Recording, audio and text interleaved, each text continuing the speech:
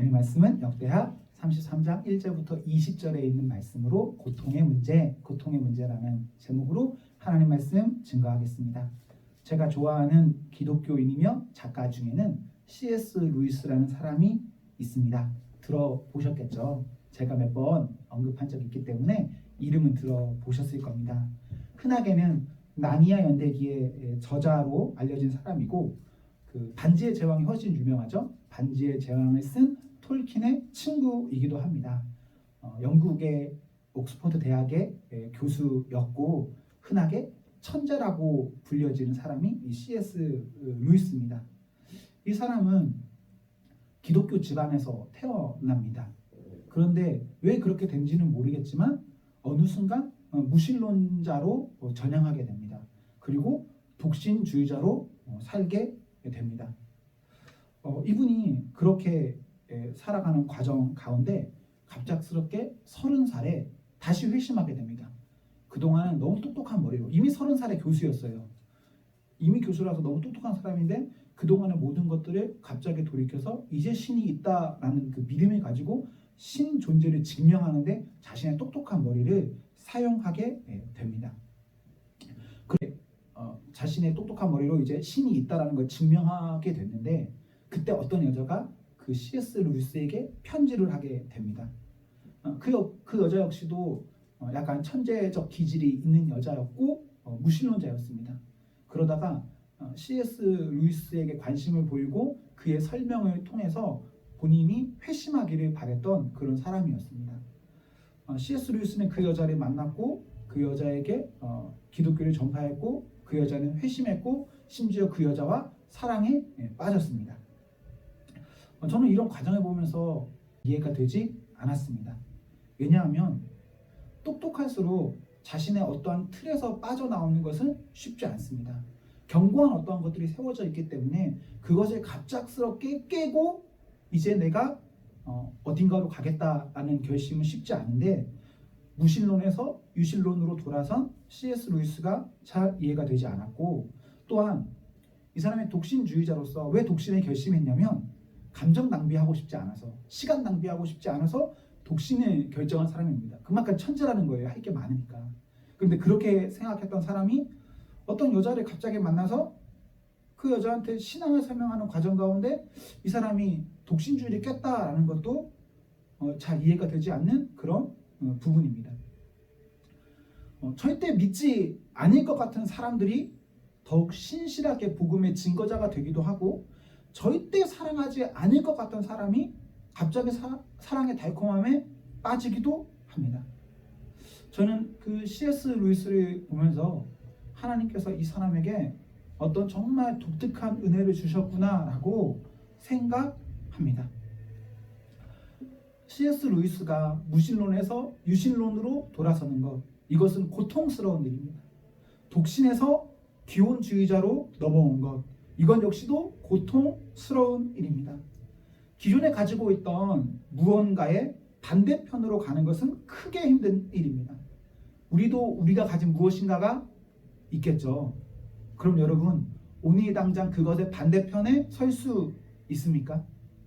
꼭 신앙적인 것이 아니더라도 내 성향이거나 내가 좋아하는 어떠한 것이거나 내가 했던 어떠한 패턴들 갑작스럽게 전혀 반대편으로 가는 것은 쉬운 일이 아닙니다.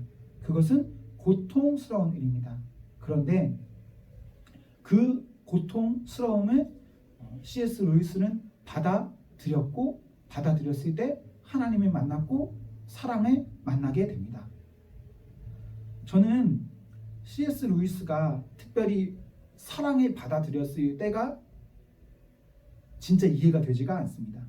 여러분이 한번 C.S. 루이스라고 생각하고 한번 들어보십시오. 여러분은 지금 옥스퍼드의 대학 교수입니다. 그리고 여러분들은 천재라는 소리를 듣습니다.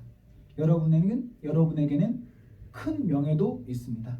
그리고 여러분은 독신주의자로 지금껏 너무너무 잘 살아왔습니다. 그런데 이런 나의 상황에서 C.S. 루이스가 좋아하는 여자 이름은 조인데 조이라는 여자는 어떤 상황이었냐면 이혼녀였습니다. 그리고 아이가 2명 있었습니다. 그리고 죽을 병에 들었습니다. 이런 여자를 여러분 사랑할 수 있겠습니까? 여러분이라면. 쉽게 여러분은 너무너무 좋은 상황에 있어요. 그런데 상대는 사실상 아주 안 좋은 조건. 뭐 다른 거 다 둘째 치더라도 곧 죽어요. 그리고 진짜 곧 죽습니다. 네. 여러분 그런 사람을 사랑해서 혹은 사랑을 진짜 실제적으로 실천하면서 결혼해서 그 여자의 죽음을 함께 해줄 수 있겠습니까? 이거 쉽지 않은데 C.S. 루이스는 그렇게 합니다. 저는 하나님께서 C.S. 루이스에게 어떤 마음을 열어주셨다고 생각해요. 여러분에게도 하나님께서 어떤 마음을 열어주셨으면 좋겠습니다. 그래서 여러분이 정말 돌이켜야 될 어떠한 것들이 있다면 그것이 고통스럽더라도 그것이 나에게 막대한 손해를 안겨주더라도 그것이 지금까지의 나를 부정하는 것이라 하더라도 여러분들이 그 길을 한번 열심으로 가보셨으면 좋겠습니다. 여러분에게 혹시 마음에 평안이 없다. 자신의 신앙을 깎아먹는 일들이 매일 반복되고 있다. 이상한 생각이 자꾸 든다. 확신이 없다. 이중적이다. 뭔가 문제가 있음을 느끼고 있다. 지지부진하게 시간만 끌고 있다. 어떤 불편함이 싫은데도 헤어나오지 못하고 있다.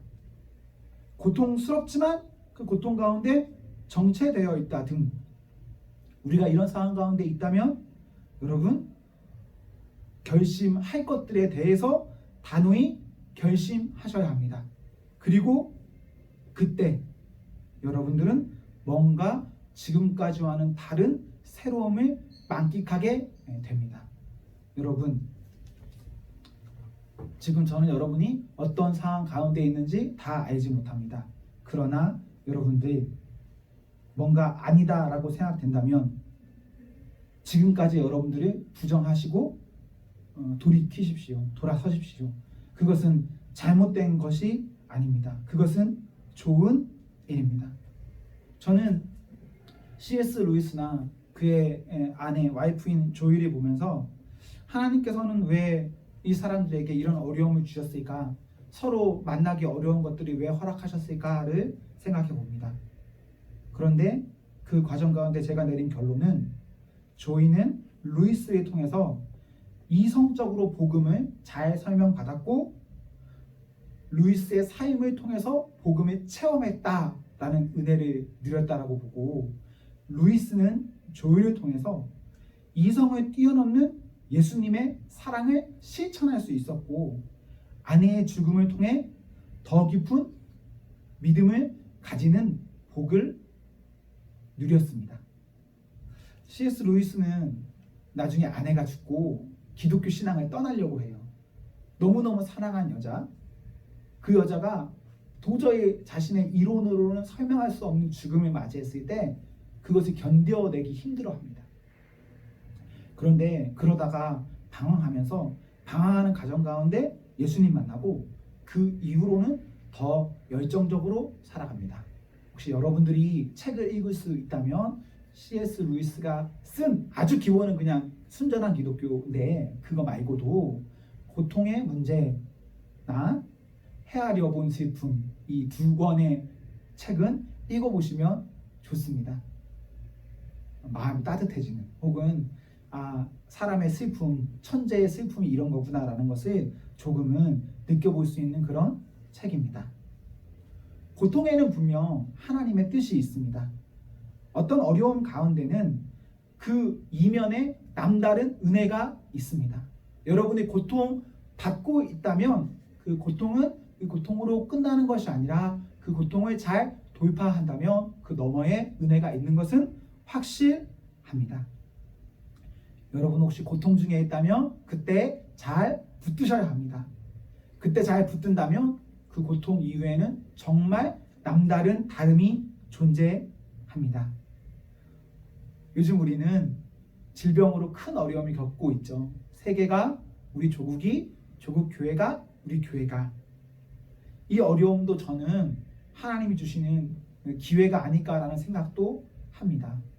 어려움을 통해서 우리가 다 사장되어 버릴 수도 있어요. 그 가능성을 배제할 수는 없습니다. 그런데 분명 어려운 가운데서도 빛이 발하는 사람이 있거든요. 사회도 기업도 다 그런 게 있잖아요. 그렇듯이 지금 이 시기를 통해서 하나님 저에게 어떠한 것들을 말해주시고 싶고 그 말씀을 통해서 우리가 지금까지보다는 좀 더 다른 모습 혹은 정금과 같이 되어지는 모습으로 나가기를 원하시는 것이 아닐까라는 생각을 하게 됩니다. 여러분, 지금이 어려울 때 기도하시고 그 기도를 통해서 여러분들이 지금과는 다른 어떠한 더 좋은 모습이 존재하여지기를 소망합니다. 그 과정 가운데 여러분 꼭 고통으로 끝내지 마시고 소망을 품으시고 결심하시고 고통을 인내하시고 나가십시오. 앞으로 나가셔야 됩니다. 자꾸 과거와 옛 방식에 매여서 익숙함이라는 악함에 머무르시면 안 됩니다. 아무리 나쁜 것도 익숙하면 머무는 게 더 편한 거 아시죠? 네. 뒤에 정집사님이 있어서 이거 심리학으로 뭐라고 표현해요? 라고 묻고 싶은데 여러분 진짜 그래요. 가정학대나 폭력에 시달리고 있다 라고 하면 그것에 못 빠져나오는 이유는 당연해요. 왜 못 빠져나올까요? 그것을 오히려 편안하게 느낍니다. 그것 밖으로 탈출하는 것을 오히려 더 위험하게 느끼는 사람의 모습들이 있습니다. 그리고 자존감의 무너짐이 존재합니다. 저희들에게는 그런 모든 것들이 없이 하나님의 은혜로 더 좋은 모습으로 가기를 소망합니다.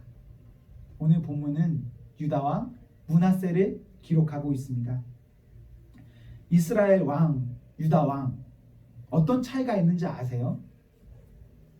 그냥 이 말씀을 준비하다가 여러분들이 유다 왕은 뭐고 이스라엘 왕은 뭔지를 알까, 개념의 차이를 알까 라는 물음표가 들었어요.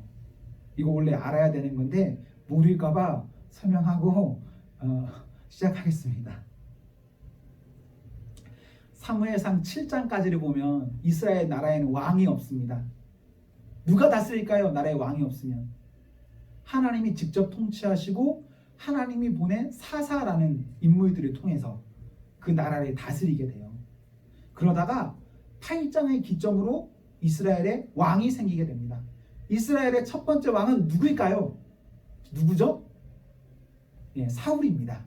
제가 살해한 것 사울을 연상시키기 위해서 사라고 한 겁니다. 사울이 이스라엘의 첫 번째 왕이 됩니다. 그러다가 사울이 죽고 누가 왕이 될까요? 누가 왕이 되죠? 다윗이 왕이 됩니다. 그런데 정확히는 다윗이 이스라엘의 왕입니까? 왕인가요? 다윗이 이스라엘의 두 번째 왕이 맞습니까? 정확하게는 다윗을 이스라엘의 두 번째 왕이다라고 보기는 어려워요. 왜냐하면 사울의 죽음 이후에 사무엘하 2장에 보시면 이스라엘은 두 개로 나뉘어져서 각각의 나라가 운영되기 시작합니다. 이스라엘이라는 나라는 사울의 아들인 이스보셋이 왕위를 물려받아서 이스라엘로 운영되고 다윗은 유다라는 나라를 가지고 그 나라의 왕이 되어서 두 개의 분류된 모습으로 이스라엘이 운영되어서 나갑니다. 그러다가 사무엘하 5장에 보시면 7년 정도가 지났을 때 다윗이 통합왕국 이스라엘과 유다라는 두 개의 나라가 하나로 합쳐져서 그때부터 진짜 이스라엘의 2대 왕이 되는 모습을 볼 수가 있습니다. 다시 통합왕국은 다윗이 통치하고 다시 그의 아들 솔로몬까지 가다가 솔로몬이 죽고 또 두 개로 나눠집니다. 어떤 나라로 나눠질까요? 첫 번째와 같아요. 이스라엘이라는 나라와 유다라는 두 가지 나라로 또 분류돼서 이제는 양 나라가 망할 때까지 끝까지 통합되지 못하고 끝까지 갑니다.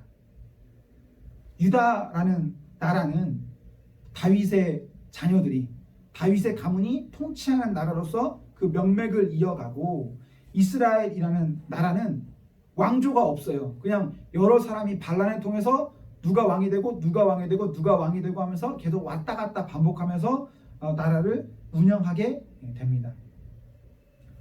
성경을 보실 때 여러분들 유다, 남왕국, 남유다라는 기록이 있으면 이것은 다 유다를 표현하는 것이고 다윗 가문의 왕국을 표현하는 말입니다. 그리고 이스라엘, 북왕국, 북이스라엘이라는 기록이 있으면 이거 다 같은 말이고 이것은 여로보암을 시작으로 해서 여러 왕들이 다스리는 다양한 왕이 존재하는 나라다라고 보시면 좋습니다. 이 두 나라의 특이점은 이스라엘은 여로보암이 통치했고 여로보암 통치 시점 이후로 하나님 없이 계속해서 나쁜 짓만 하다가 망하는 나라입니다. 그리고 유다는 다윗 왕조가 다스리는 나라로 물론 다윗 이후에 다윗 같은 왕은 나오지 않아요. 그럼에도 가끔씩 선한 왕이 나와서 그래도 뭔가 하나님 앞에 개선하려는 종교 개혁하려는 모습이 보여지는 게 유다라는 나라입니다. 오늘 본문에 있는 므낫세 어느 나라 왕입니까? 네, 유다의 왕입니다. 유다의 왕인데 유다가 분명 이스라엘보다 나은 나라긴 해요. 하나님 앞에. 그런데 유다도 시간이 갈수록 이제 끝지점에 다다을수록 어떻게 되냐면 이스라엘보다 혹은 이스라엘 주변에 하나님이 없는 그 어떤 나라들보다도 악하게 살아가게 됩니다. 유다라는 나라, 유다 역시도 먼저는 이스라엘이 망하고 그 이후에 유다가 하나님을 떠나게 됐을 때 그냥 다 망하게 됩니다. 오늘 본문의 므낫세 왕은 열왕기하 21장에도 기록되어 있어요. 21장의 기록이 이 므낫세의 나쁜 점을 더 잘 기록하고 있습니다. 므낫세가 얼마나 나쁜 왕인가 오늘 본문 9절에 보시면 하나님께서 심판하신 모든 나라들보다 심하게 했습니다. 어느 정도로 심하게 했냐? 3절에 보십시오. 산당을 세웠습니다. 그의 아버지가 히스기야인데 히스기야는 성전 외에 다른 곳에서 예배하거나 제사하거나 다른 우상에게 뭔가를 드리지 않도록 산당을 다 없애버렸거든요. 그런데 그의 아들이 됐을 때 그가 산당 제도를 부활시킵니다. 그리고 우상을 만듭니다. 그리고 하늘의 별들을 예배합니다. 4절에 보시면 성전입니다. 이 안에 여호와 외에 다른 신들을 위한 제단을 세웁니다. 5절에 보시면 성전 안은 물론이고 성전 밖에 있는 부설 기관에도 그 두 뜰이 있는데 그 뜰에 일월 성신, 하늘의 별들이라는 말입니다. 하늘의 별들을 향한 제단을 쌓습니다.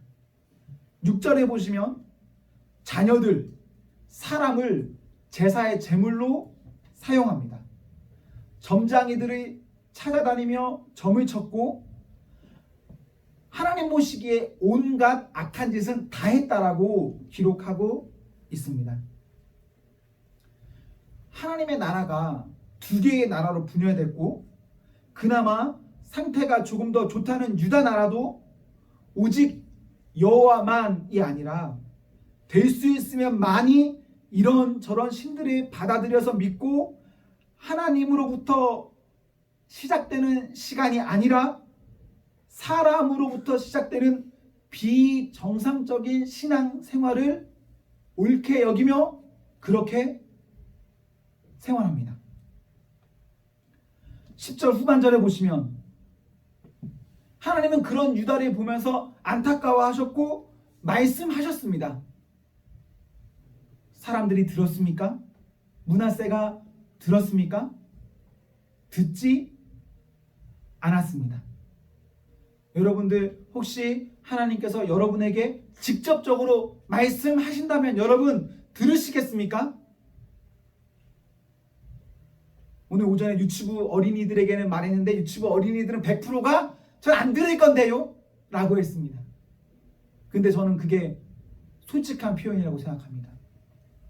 하나님이 어느 날 우리 앞에 짠 나타나서 뭐라 짠 하고 말해도 그 말씀을 듣는다고 해서 그 말씀을 실천으로까지 옮기는 것은 고통 가운데 전혀 반대 방향으로 돌이키는 것은 아무나 할 수 있는 일이 아닙니다. 그런데 역시나 므낫세, 유다 말씀 가운데 말씀을 듣지도 않고 그냥 그렇게 원래 하던 대로 살아갔습니다. 그런데 이때 열왕기 하에서는 기록되지 않는 말씀인데 오늘 본문 10절 이하에서는 기록된 말씀이 있어요. 특수본문입니다. 무엇입니까? 므낫세가 고통당합니다. 므낫세 왕은 아수르에 침략당했고 패배했고 바벨론이라는 도시에 포로로 끌려갑니다. 12절에 그때 어떡하죠? 겸손히 기도했다라고 합니다. 그가 찾았던 어떤 신들에게 자신의 방법으로 하는 것이 아니라 모든 것 내려놓고 낮은 상태로 기도합니다. 회개하는 것입니다. 므낫세가 다른 신들을 안 찾았을까요? 저는 아마 다 찾았을 것이라 상상해 봅니다. 그런데 아무리 다른 신이 찾아도 해결되지 않았을 때, 고통이 찾아왔고 찾아온 고통이 계속 반복됐을 때 므낫세는 엄청난 은혜를 느낍니다. 어떤 은혜입니까? 왕위를 다시 찾아오는 것? 아니요. 하나님을 떠올리게 돼요. 고통의 때에 하나님을 떠올리게 되고 그때 하나님 앞에 겸손히 기도하게 됩니다. 회개했습니다. 낮은 겸손한 마음으로 하나님 앞에 기도할 때 하나님은 감사하게도 그 기도를 들으셨습니다. 제가 하나님이라면 저 므낫세 가만 안 둘 겁니다. 안 들어줄 겁니다. 나쁜 놈이니까. 그런데 하나님은 돌이켰을 때, 어려움 겪었을 때 낮은 마음으로 하나님 앞에 기도하는 그 기도를 들으시고 13절에서 포로였던 그가 다시 유다로 돌아와서 왕의 지위를 회복하는 그런 시간을 허락하십니다. 13절을 조금 다른 말로 표현하면 이렇게 표현할 수 있습니다. 고통 가운데, 어려움 가운데, 죄 가운데 회개한다면 회개하는 자는 구원 얻는다. 회개하는 자는 구원 얻습니다. 우리 모두는 하나님 앞에 회개한다면 구원 얻습니다. 지금까지 여러분들이 어떻게 했더라도 구원 얻습니다. 여러분들은 고통의 때에 하나님을 보셔야 합니다. 보고 기도하면 여러분은 여호와만 참 하나님이심을 분명 깨닫게 됩니다. 그 은혜가 우리 모두에게 있어지기를 기도합니다. 예수님을 안 믿는 사람들은 이렇게 말하기도 합니다. 예수님만 믿으면 구원 얻는다고, 예수님만 믿으면 뭔가 좋음이 있다고, 이것은 불공평하고 이것은 말도 안 된다 라고 말합니다. 그런데 여러분 생각해 보십시오. 믿어서 구원 얻는 것만큼, 믿어서 더 좋은 삶을 살 수 있는 것만큼, 믿어서 행복한 것만큼 공평하고 정의롭고 깨끗한 게 있습니까? 없어요. 만약 우리가 단순히 믿는 것 외에 어떠한 방법으로 구원이나 더 나아짐을 주장하는 예수님이 없는 사람과 같은 생각을 한다면 여러분 정말 곰곰이 생각해 보십시오. 그렇다면 여러분의 행위로 무엇인가를 얻는 것은 공평하다라고 보십니까? 1,000만 원 헌금하는 사람 천국 간다 동의할 수 있습니까? 1억 헌금하는 사람 천국 갈 수 있다 동의할 수 있습니까? 1만 번 절하는 사람 천국 갈 수 있다 동의할 수 있습니까? 돈이 없는 사람은 천국 어떻게 가죠? 몸이 불편한 사람은 어떻게 천국을 가죠? 우리 각각의 어떤 다양한 상황 가운데 있는데 내가 절대 하지 못할 어떠한 일이 있을 수 있는데 그 어떠한 것이 나에게 조건으로 찾아온다면 그 사람은 어떻게 천국 가죠? 갈 수 있는 방법 하나도 없어요. 그럼 믿음만큼 공평한 게 없죠. 아무나 다 주의 이름을 부르기만 하면 그 사람 구원해 주시니까. 이만큼 공평하고 이만큼 깨끗하고 이만큼 모든 사람에게 열려있는 구원이 어디 있습니까? 저는 뭐 타 종교를 비교하고 싶지 않지만 불교라든지 뭐 이슬람이라든지 혹은 이집트에 있는 어떤 종교에 대해서 매우 불편하게 생각합니다. 내가 가진 무엇인가를 들여서 그 공로로 구원 얻는다. 저는 이것만큼 나쁜 게 없다라고 생각합니다. 그럼 이 중에 상당수는 천국 절대 못 갑니다. 저 역시도 천국 절대 못 갑니다.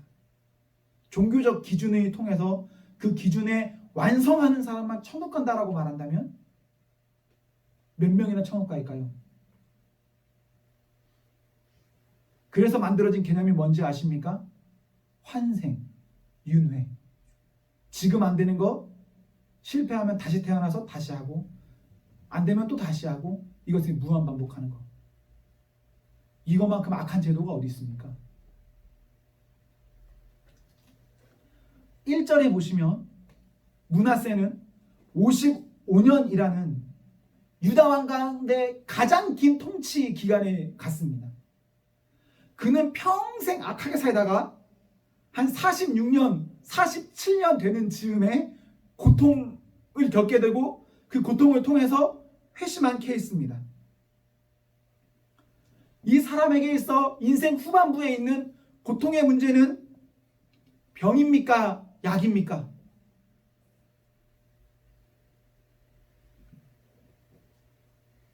병인가요? 약인가요?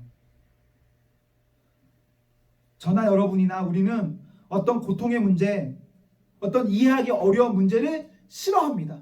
누가 그것을 좋아하겠습니까?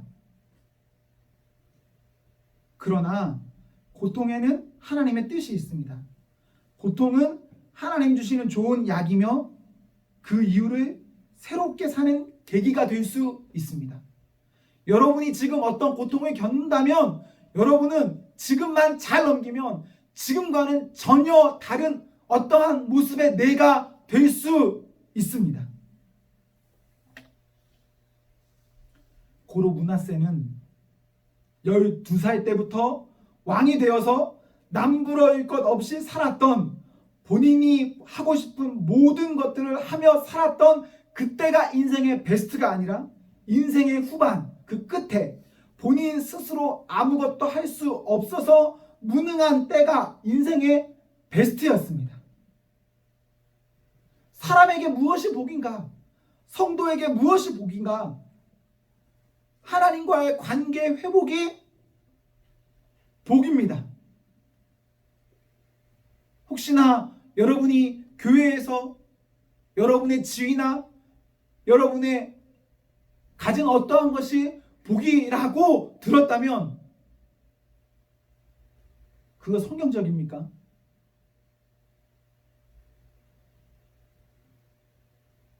성경적이지 않아요. 성경에서 말하는 모든 복은 관계의 문제입니다. 관계가 아름다울 때 그 사람이 어떤 상황에 있던지 간에 그것을 그냥 복이라고 보는 거예요. 복.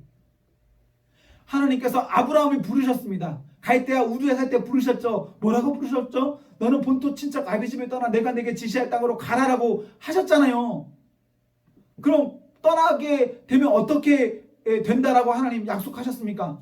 너는 복의 근원이 되게 할지라라고 말씀하셨거든요. 근데 더 정확하게는 무슨 뜻이냐? 너는 나와의 관계를 회복하면 너는 그냥 복이 될 거야. 너는 복이 될 거야 라는 해석이 더 바른 해석이에요. 여러분 역시도 하나님께서 여러분 부르셨다면 그 부르심에 응답하셔서 옳은 관계의 회복을 통해서 여러분은 복이 됩니다. 복의 근원이 됩니다. 여러분을 통해서 여러분들의 사방이 복받게 됩니다. 아브라함은 결국 아브라함을 통해서 그 사방이 복받아요. 관계 때문에. 이사야 55장 6에서 8절에는 이런 기록이 있습니다. 너희는 여호와를 만날 만할 때에 찾으라. 가까이 계실 때에 그를 부르라. 악인은 그의 길을, 불의한 자는 그의 생각을 버리고 여호와께로 돌아오라. 그리하면 그가 긍휼히 여기시리라. 우리 하나님께로 돌아오라. 그가 너그럽게 용서하시리라. 이는 내 생각이 너희의 생각과 다르며 내 길은 너희의 길과 다름이니라. 하나님 앞에서 본인의 삶을 기도하십시오. 좋은 날은 좋아서 기도하시고 고통의 때는 고통으로 인해서 기도하십시오. 그런 순간순간을 통해 하나님께서는 성도와 동행하십니다. 우리는 정말 많은 순간 은혜의 하나님을 말합니다. 그런데 문제는 은혜의 하나님만 말하다 보니까 일상의 기도나 일상에서의 하나님과의 동행이 정상적인 것으로 받아들여지지가 않습니다. 어떤 특별한 순간, 특별한 때에만 기도하고 동행하는 것을 옳은 것으로 여겨요. 심지어는 주일에만, 교회에서만 복받는 것을, 하나님 만나는 것을 당연하게 생각합니다. 그런데 그렇지 않습니다. 늘 일상을 통해서 여러분들은 하나님과 함께 하셔야 됩니다. 좋든 싫든 어느 때에든. 혹시 우리에게 나는 고통의 때에 하나님 찾고 그때 하나님 만날 거야 라는 생각하신다면 이것은 좋은 모습이 아닙니다. 고통 가운데 만약 여러분 그런 생각이 있다면 고통 가운데 하나님 찾았는데 하나님 만나지 못하면 어떻게 할 거예요? 여러분 보장할 수 있습니까? 내가 고통 가운데 하나님 찾겠다, 하나님 생각하겠다, 하나님 만나겠다, 만날 수 있다 확신할 수 있습니까? 확신할 수 없어요. 그럼 그때라는 제한 걸지 마십시오. 우리의 일상에서 만나야 합니다. 므낫세는 진짜 은혜 가운데 있었던 거예요. 정말 힘들면 기도할 생각 날까요? 여러분 정말 죽여같이 힘들면 하나님 찾을까요? 안 찾는 사람도 깔리고 깔렸어요. 하나님 떠나는 사람 정말 많습니다. 우리 청년부 평소 한 40명대 모이죠? 앞으로 10년 후에 지금의 청년이 몇 명 남아있을 거라고 생각하세요? 50% 미만으로 남아요. 이거 거의 확실합니다. 고통의 때에 하나님 찾을 생각하지 마시고 평범한 우리의 일상 가운데 먼저 하나님 찾으세요. 그리고 고통의 때에도 정말 불쌍히 여겨달라고 그렇게 기도하셔야 합니다. 우리의 일상과 우리의 모든 삶에서 여러분 결심하십시오. 어떤 때라도 하나님 함께 해달라고 기도하십시오. 하나님 우리를 어떻게 이끌어 가실지 잘 모르겠습니다. 하나님 우리에게 어떤 복 주실지 모르겠습니다. 모르기 때문에 기도해야 됩니다. 여러분들을 어떻게 사용할지 모르기 때문에 기도하셔야 됩니다. 여러 순간 어떠한 일로도 우리를 이끄시는 하나님을 믿어야 합니다. 하나님과 동행하십시오. 지금의 믿음으로 잘 살아가는 청년이 되기를 기원합니다. 여러분 마음을 담대히 가지십시오. 무서워하지 마십시오. 두려워하지 마십시오. 하나님 앞에 사십시오. 기도하겠습니다.